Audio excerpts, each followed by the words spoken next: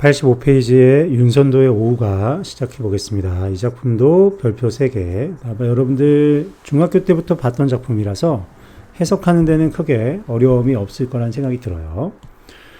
작가가 해남 금세동에 응거할 무렵에 지은 총 6수의 연시조로 서사에 해당하는 일수에서 수석, 송죽, 월의 5자연물을 벗으로 소개하고 2수부터 6수에 걸쳐 그 자연물들의 속성을 예찬하며 자연에 대한 애정을 드러낸 작품이다.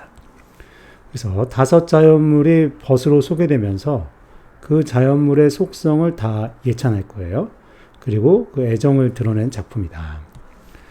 우리말의 어휘와 어미, 문장 등을 잘 다듬는 작가의 언어적 능력이 발휘되고 있으며 자연의 속성을 인간이 지녀야 할 덕성에 대응시키는 정신적 경지를 추구하고 있어 우리 문학사의 대표적 연시죠. 이런 면이 출제 가능성을 높이는 거예요. 다시 한번 정리해보면 이 자연물의 속성과 인간이 지녀야 할 덕성을 대응시키는 정신적 경지를 추구하고 있다고요. 그리고 우리말 어휘도 잘 쓰고 있고 문장도 수려하게 잘 다듬어서 표현하고 있다라고 했습니다. 자, 본문 보시죠. 내 벗이 몇이나 하니 수석과 송죽이라 해서 내 벗은 물, 바위, 소나무, 대나무다. 그리고 동산에 달이 오르니 그게 더 반갑다 해서 달도 벗이다. 그래서 5의 벗을 말했고요.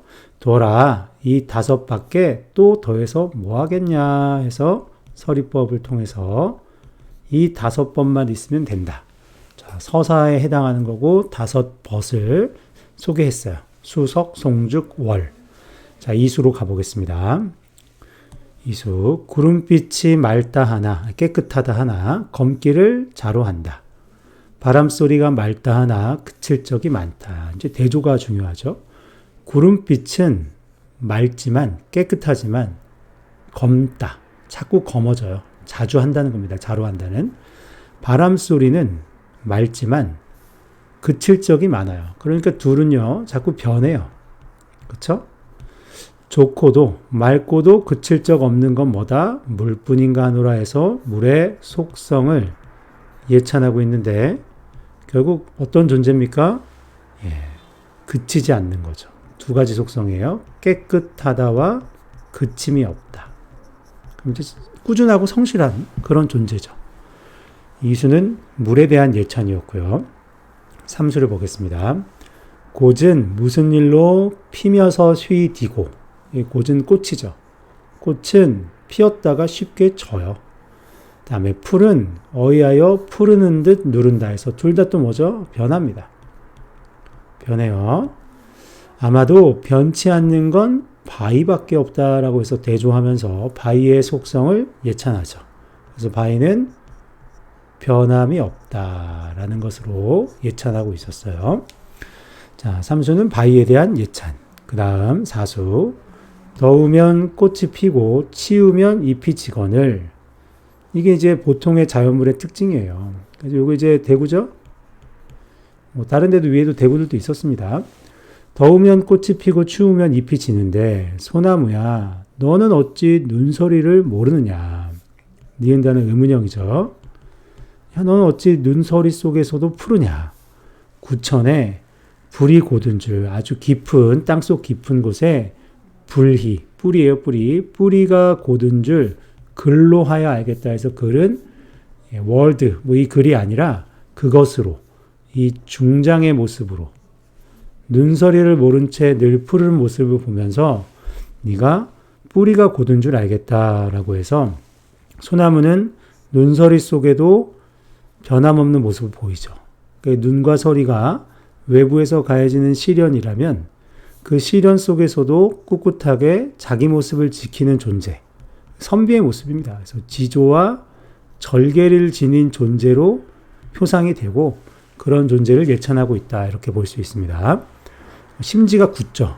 그러니까 그 마음이 매우 굳어서 그 뿌리가 굳고 곧아서 절대 쉽게 변절하지 않는다는 거예요. 자, 5수 가볼게요. 나무도 아닌 것이 풀도 아닌 것이 나무도 아니고 풀도 아니에요. 그럼 나무도 아니고 풀도 아닌데 곧기는 누가 시켰으며 속은 어이 비었느냐. 그럼 곧고도 속이 비어있는 존재. 그게 뭐냐면 직접 언급은 안 됐습니다만 대나무 죽이었어요. 죽. 그래서 나무도 아니고 풀도 아닌데 아주 곧죠. 그리고 속은 비어있어요. 이 속은 비어있는 게 뭐냐면 청렴한 거예요. 이해되셨죠? 욕심이 없어요. 욕심 없고 청렴한 데다가 꼿꼿함도 있어요. 저렇고 사시에 푸르니 했으니까 역시 또 불변의 이미지가 있죠. 변함없는 그를 내가 좋아한다 라고 해서 대나무의 속성을 예찬하고 있었습니다. 그리고 떠오르는 건 역시 선비의 모습이죠. 올바른 선비의 모습이 또 떠오르고 대응시키고 있습니다. 육수, 작은 것이 높이 떠서 만물을 다 비추니, 그럼 이 작은 게 뭘까요? 달이죠, 달. 밤중에 광명이 너만한 게 또 있겠냐. 보고도 말하지 않으니 내 벗이다 해서 이 과묵함. 만물을 비추고 밤에 일어나는 수많은 일을 네가 다 보는데도 말하지 않는 과묵함. 그래서 난 네가 좋아.